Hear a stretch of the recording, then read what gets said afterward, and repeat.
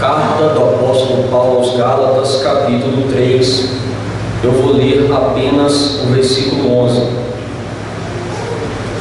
E é evidente que pela lei ninguém é justificado diante de Deus, porque o justo viverá por fé. Vamos orar? Senhor, muito obrigado pelo texto que foi lido. Que o Senhor possa agir com graça para conosco, que nós possamos compreender o que o texto quer nos dizer, que nós possamos nos alimentar nesse momento, guardar essas palavras em nossos corações e praticá-las no nosso dia a dia, Deus. Ilumina a nossa mente, o nosso coração, esteja conosco, ó Pai. Cativa as nossas atenções, aquilo que o Senhor quer falar conosco. Trabalhe e continue trabalhando poderosamente em nossos corações. É assim que eu oro, Senhor, e te peço encarecidamente, cuide dessa igreja, Pai, esteja conosco, em nome de Cristo. Amém. Queridos, no dia 31 de outubro, na próxima terça-feira, grande parte da cristandade estará comemorando com muita satisfação, com muita honra, muita alegria, os 506 anos da Reforma Protestante.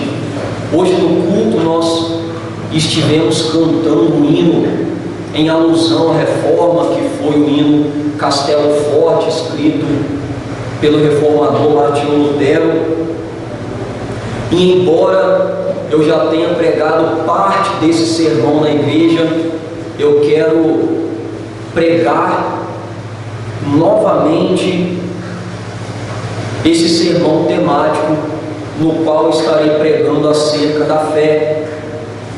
Somente a fé, o sola fide, que é uma doutrina basilar, uma das doutrinas, uma das principais doutrinas da nossa fé, da fé cristã e também da Reforma Protestante. Queridos, o ponto decisivo da Reforma, além da doutrina chamada doutrina do sacerdócio universal de todos os crentes, é a doutrina da salvação somente pela fé. Essa doutrina e esse brado, esse clamor, ele se deu pela coragem, pela ousadia de um monge agostiniano chamado Martinho Lutero. Lutero, ele foi um homem de Deus que não apenas continuou a obra que os pré-reformadores haviam começado. Antes da reforma, homens estavam trabalhando, labutando pela fé reformada, como por exemplo John Wycliffe na Inglaterra, Jan Hus na Boêmia e Girolamo Savonarola na Itália.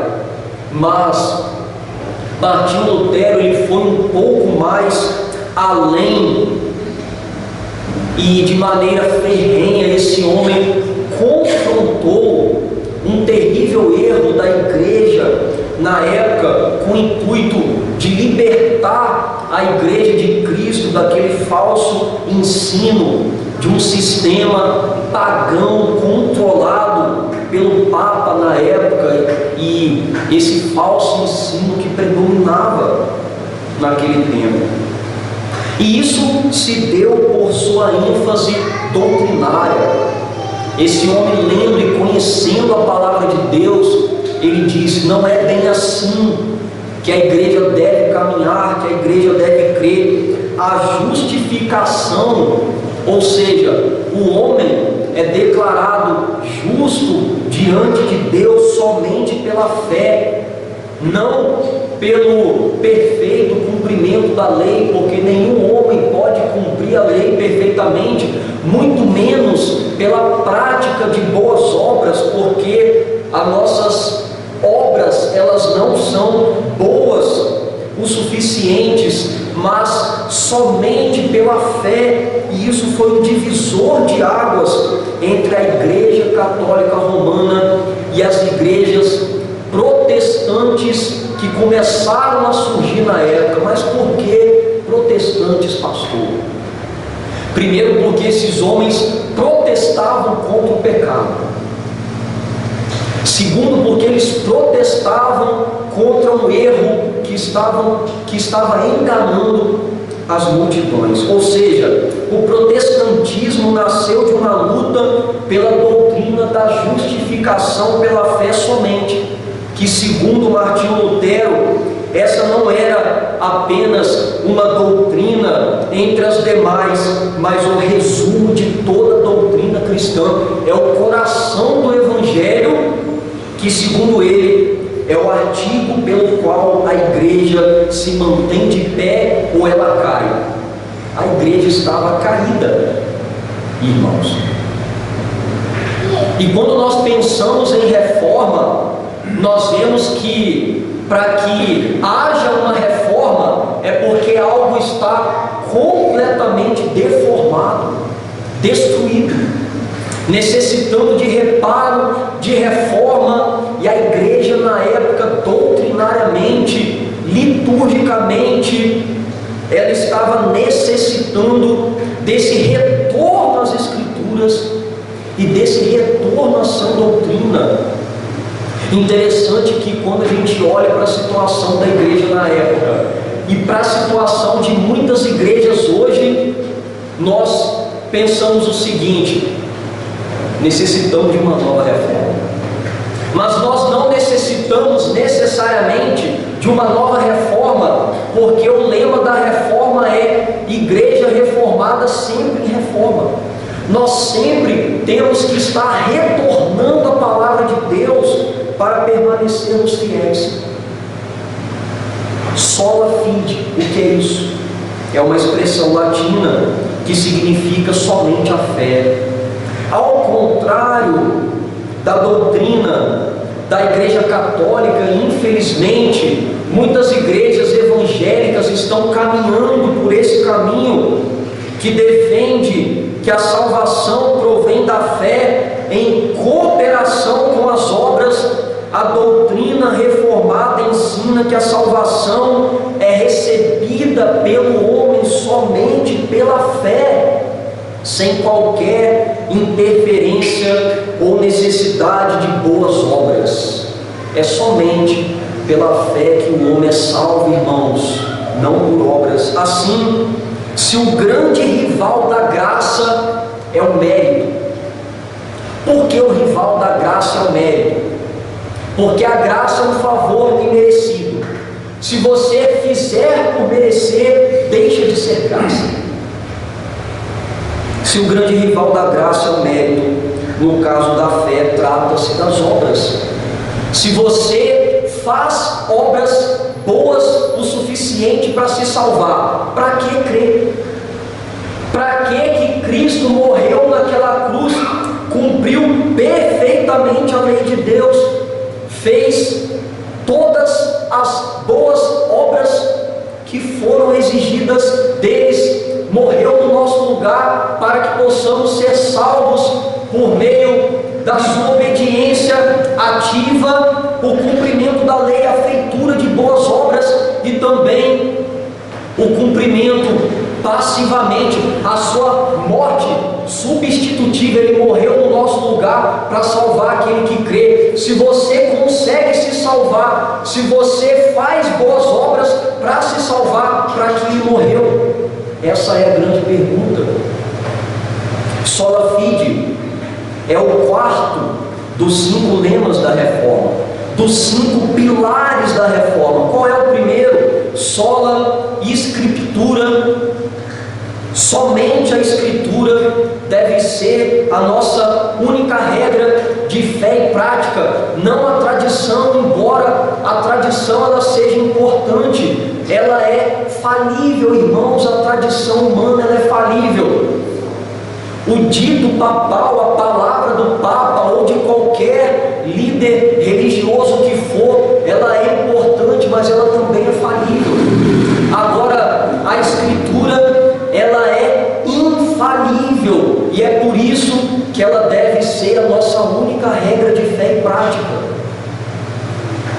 Só os Cristos, somente Cristo, apenas Cristo pode nos salvar, porque foi exatamente Ele que morreu naquela cruz. Ele é o nosso único mediador. Sola gratia, somente a graça de Deus é quem pode nos salvar. Sola fide, como eu estou explicando aqui nessa noite, e o sole deu glória. Tudo aquilo que Deus faz é primeiramente para a glória do seu santo nome. Então esses foram os pilares que estremeceram o mundo ocidental e colocaram alicerces para que a igreja possa continuar crescendo. Não colocaram, mas resgataram esses alicerces. E apesar desses lemas serem as grandes colunas doutrinárias da reforma, os termos, eles não surgiram naquela época. Essas doutrinas, elas foram sendo construídas ao longo do tempo. A carta aos Gálatas, meus queridos, esse livro que nós acabamos de ler, foi a primeira carta escrita pelo apóstolo Paulo, destinada aos irmãos de uma província romana, uma pequena cidadezinha controlada por Roma, na região da Galácia, quando, no ano de 52 a 57 depois de Cristo. O pano de fundo da carta, por que Paulo escreveu essa carta, foi a controvérsia legalista que deu ocasião ao concílio de Jerusalém, que nós podemos ver lá em Atos capítulo 15. Paulo e Barnabé tinham visitado a região sul daquela cidade em sua primeira viagem missionária. Depois de seu retorno a Antioquia, Pedro também visitou aquela igreja, e por ocasião dessa visita aconteceu a controvérsia relatada em Gálatas 2, do 11 a 16. Qual a controvérsia? Aqueles crentes estavam achando que eles poderiam ser salvos pelo cumprimento da lei judaicas. Os judeus recém-convertidos estavam exigindo que os gentios recém-convertidos cumprissem leis para que pudessem ser salvos. A questão percebida por Paulo era a natureza tanto da justificação quanto da santificação. Seriam elas produtos exclusivos da fé, ou seriam exigidas de alguma medida de lealdade da lei? O homem era salvo somente pela fé, ou ele teria também que cumprir aquelas leis exigidas? Assim, a epístola nasceu de uma controvérsia que ameaçava os fundamentos do cristianismo. Já nessa época, um evangelho falsificado estava sendo pregado naquela região. E o que Paulo fez? Ele se omitiu? Não. Ele deixou a coisa andar? Não. Ele escreveu uma carta para que a igreja pudesse se firmar na doutrina, voltar ao verdadeiro evangelho, o evangelho que recentemente ele já estava pregando. E ela foi escrita como uma defesa da salvação. Aqui nós já vemos o sola fide, a salvação, que é a justificação e a santificação somente por meio da fé. O Senhor nos declara justo quando cremos, e também Ele vai nos santificando. Isso é um ato de fé. O versículo que nós lemos, irmãos, está inserida numa parte do texto que o apóstolo Paulo ele expõe então a superioridade do programa divino da salvação. Ele diz como é a salvação: somente pela fé, exigindo aos Gálatas que abandone aquele cristianismo judaizado e legalista como um falso evangelho. Isso porque o Espírito Espírito Santo salvou aqueles irmãos não pela obediência cega à lei e feitura de boas obras, mas somente pela fé deles em Cristo. Foi a fé que salvou aqueles homens, não a obediência à lei e cumprimento de obras, porque o testemunho de Abraão que creu, e quando Abraão creu no Messias que haveria de vir, isso lhe foi atribuído como justiça. Aquele homem foi salvo porque ele creu. Isso prova que a fé o justificou diante de Deus, e que o próprio testemunho da lei quanto à superioridade da fé sobre o esforço humano aponta para a obra redentora de Cristo.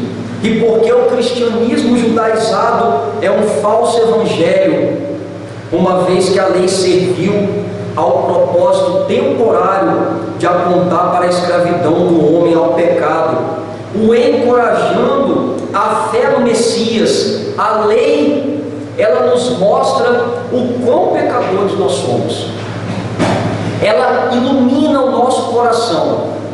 Por meio do conhecimento da lei, a gente vê o quão iníquo é o nosso coração, a quantidade de mazelas que tem no nosso coração, mas a lei não pode salvar-nos dessa mazela. Apenas o Senhor Jesus Cristo, a graça de Deus, quando cremos, logo, o privilégio de filiação divina se estendeu a todos os povos em virtude da sua posição em Cristo.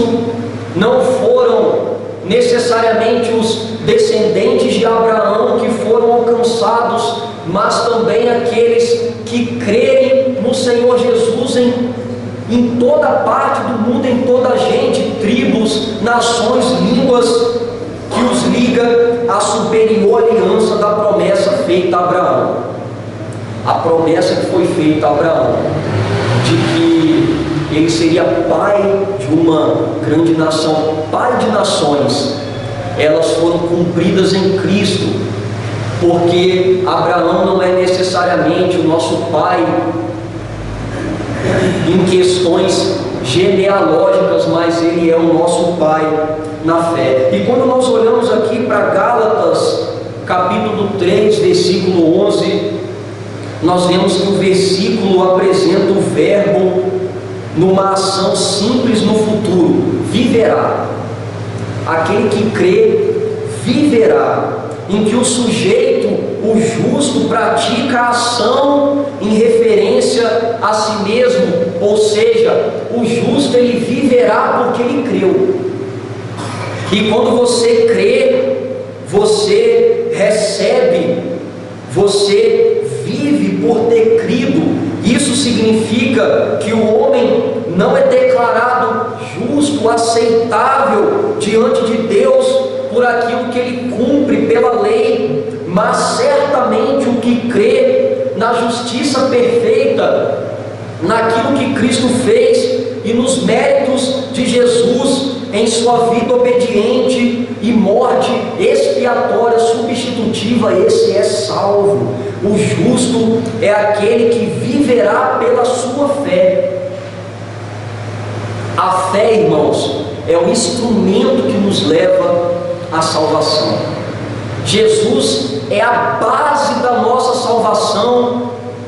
É Ele quem nos declara justos, e nós nos apropriamos dessa salvação quando nós cremos nele, como está escrito: porque pela graça sois salvos, mediante a fé. Isso não vem de vós, é dom de Deus, não de obras, para que ninguém se glorie, pois somos feitura dele, criados em Cristo Jesus para as boas obras, as quais Deus de antemão preparou para que andássemos nelas. Efésios 2, do 8 a 10. Não há nenhum tipo de obra que possa te salvar.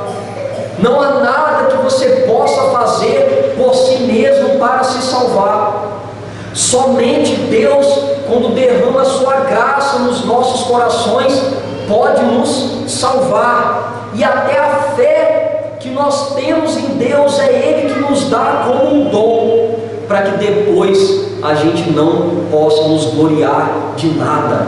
Apenas Deus é o autor da nossa salvação, e apenas o nome dele é glorificado na obra da salvação. E o interessante é que nós não somos salvos pelas obras, mas Deus nos salva para que a gente possa fazer boas obras.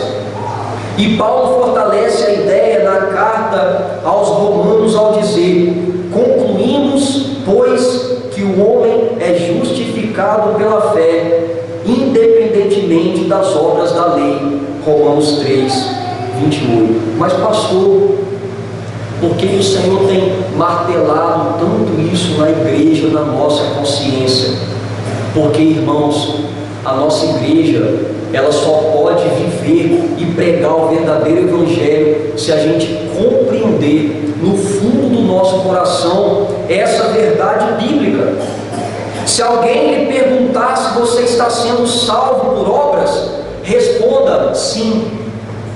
Não pelas nossas, porque as nossas obras são más, mas somos salvos pelas justas obras que Cristo realizou em nosso favor, e quando cremos nele, somos salvos. Essa mentalidade é o que nos faz render graças a Deus em total dependência, desistindo da nossa incapacidade, crendo e perseverando na justiça de Cristo, abandonando o nosso próprio senso de justiça, nos gloriando nos méritos de Cristo.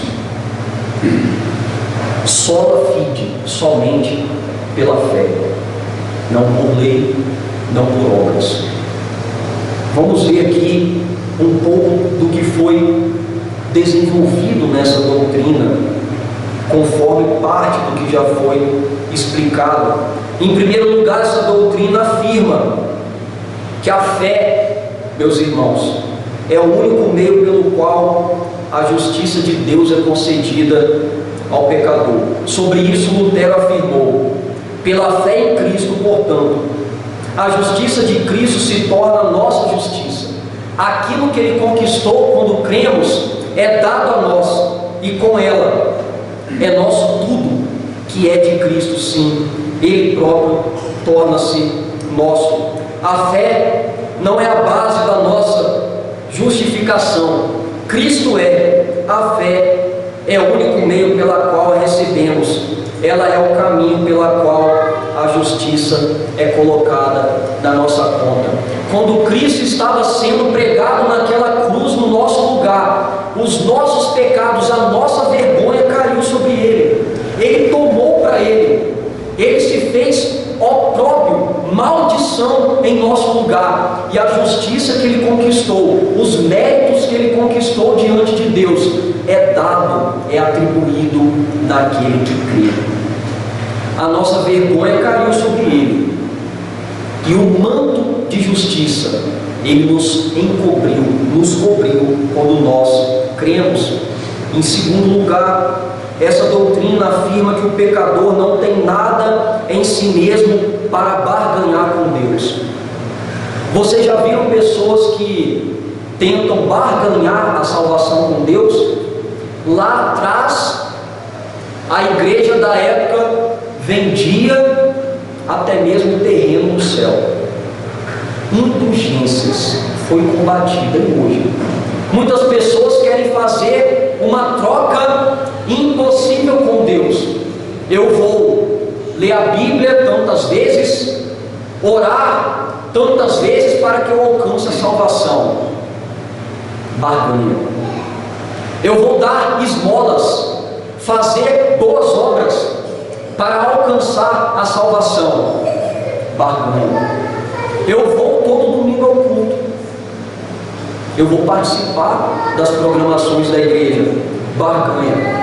Quando nós tentamos fazer isso, nós dizemos que a obra que Cristo fez não valeu de nada, e que nós precisamos fazer também para que possamos ser salvos. Isso é barganha. Quantas igrejas têm vendido a salvação nos dias de hoje, irmãos? Sobre isso Calvino afirmou: a fé é o firme e seguro conhecimento da divina benevolência de Deus para conosco, fundado sobre a veracidade da promessa graciosa feita em Cristo. Não só é revelado à nossa mente, mas é também selado em nosso coração mediante o Espírito Santo. A fé é estender mãos vazias em direção ao Cristo crucificado. Se você levar alguma coisa consigo, isso não é fé salvífica, salvadora. Tudo de que precisamos para entrar em uma relação correta com Deus foi alcançado por Cristo. Todos nós sabemos que não há mérito algum no mendigo que estende as suas mãos para pegar um prato de comida. O mérito está em quem oferece ao prato. Se você já ofereceu algo a alguém ou esmola para algum mendigo, você sabe que ele é agraciado não por causa dele, mas porque você quis oferecer aquilo para ele. Mas pastor, ele pode pedir ou estender as mãos, sim, mas quem dá com deliberalidade é você. E nas questões espirituais, o homem ele é tão miserável, espiritualmente dizendo, que ele também é incapaz de pedir e sequer estender as mãos.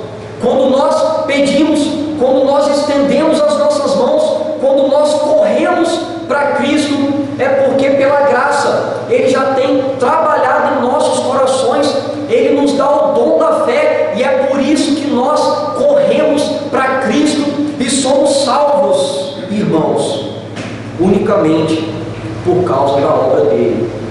3. Essa doutrina afirma que quando cremos é porque uma obra divina começou e está sendo realizada em nós.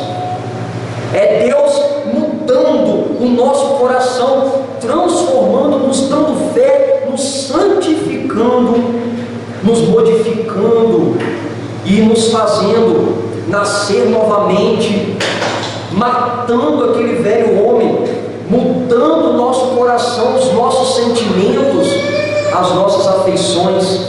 Sobre isso, Franklin Ferreira afirmou: a fé é uma confiança viva, inabalável na graça de Deus, tão certa de si que ela não se importaria de morrer 1000 vezes. A fé genuína se dispõe voluntariamente a fazer o bem a todo mundo, a servir a todo mundo, sofrer tudo por amor e em louvor a Deus, que lhe demonstrou tamanha graça, de sorte que é impossível separar as obras da fé, tão impossível como separar a luz do fogo. Irmãos, o que essa parte ela quis dizer?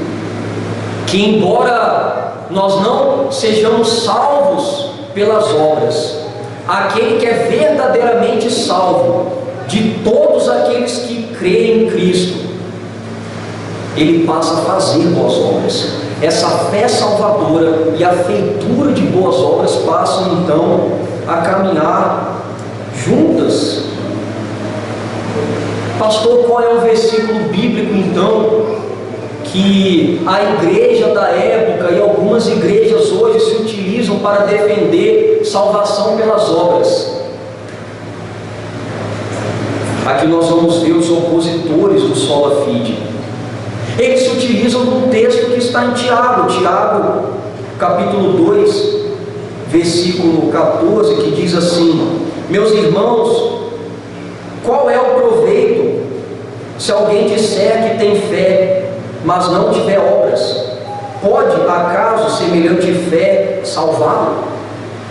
Então aqui eles interpretam esse texto dizendo que não apenas a fé é suficiente, que ela não tem proveito, mas que o homem também precisa cooperar e fazer boas obras, é um erro de interpretação terrível. Meus irmãos, Tiago aqui não está contradizendo Paulo, ou associando fé e obras como critério para a salvação, mas está dizendo que a fé salvadora é aquela que é acompanhada pela prática das boas obras, do amor e da caridade.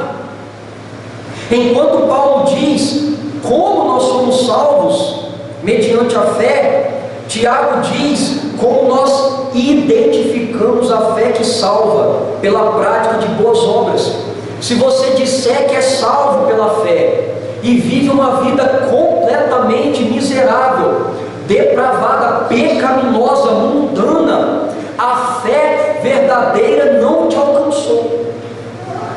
Se você disser que é salvo, mas aquilo que você faz, aquilo que você pensa, aquilo que você sente não for dia a dia santificado, e você leva uma vida completamente egocêntrica, egoísta, longe das boas obras, você precisa analisar e ver se você realmente crê.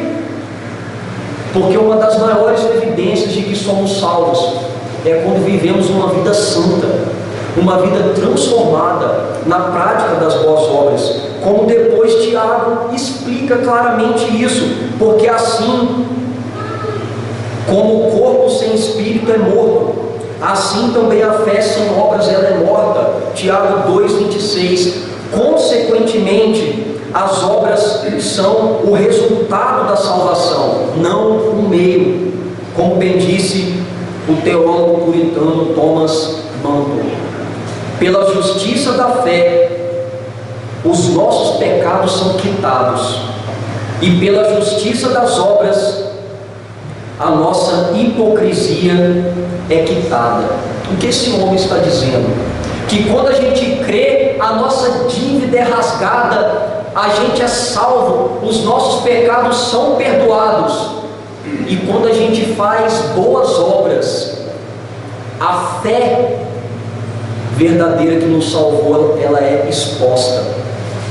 E aquele que diz que é salvo, mas vive uma vida completamente à parte de Deus, longe de Deus, ele é desmascarado, irmãos, diante do que foi dito.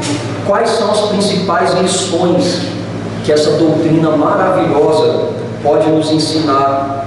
Em primeiro lugar, um dia todo homem enfrentará o tribunal de Deus. Todos os homens estarão diante de Deus. Nós podemos fugir dos juízes e dos tribunais humanos, mas um dia estaremos diante de Deus e responderemos por nós diante deles. Se vocês chegarem diante de Deus com as suas obras, elas não prevalecerão, vocês serão condenados, porque as suas obras, elas são pecaminosas. Mas se vocês chegarem diante de Deus crendo em Cristo e apresentando as obras que Cristo fez por você, vocês serão salvos, porque as obras de Cristo foram perfeitas. Portanto, meu querido, creia em Jesus. Se você não crê verdadeiramente, e abandone os seus pecados, para que você seja declarado justo diante do Pai e salvo dessa ira vindoura. Creia e continue crendo nesse Senhor Jesus Cristo. Em segundo lugar, todo homem é pecador por natureza e prática e não se conforma e cumpre a lei como Deus exige. Por isso, todo homem só pode esperar de Deus aquele que busca a salvação pela lei e pelas boas obras, a ira de Deus, a rejeição da parte de Deus, porque Deus é justo e Ele é santo. Por isso, não se apegue à justiça própria, mas se apegue aos méritos de Cristo. Em terceiro lugar, A justificação é o ato pelo qual Deus perdoa o pecador culpado. Nós somos culpados, irmãos, diante de Deus, mas existe um advogado, o Senhor Jesus Cristo, que perdoa todos os nossos pecados quando nós cremos nele, o aceitando como justo e recebendo como filho de Deus. Assim, jamais confie ou tente se achegar a Deus por suas próprias forças, por seus próprios méritos. Quarto e último lugar, a fonte da justificação é a graça divina e não o esforço ou iniciativa humana. Quando o homem tem uma iniciativa, é porque o Senhor já tem operado no seu coração desse modo. Abandone o seu orgulho. Não é você que se salva, é Cristo que te salva pela graça mediante a fé. Abandone as suas tentativas de autojustificação, principalmente por meio das boas obras. Irmãos, quando Lutero redescobriu, a igreja redescobriu que o justo vive pela fé, Lutero confrontou a igreja na época. Ele desmentiu o que estava sendo pregado, um grande dogma da igreja que trazia o homem como colaborador e cooperador da sua salvação.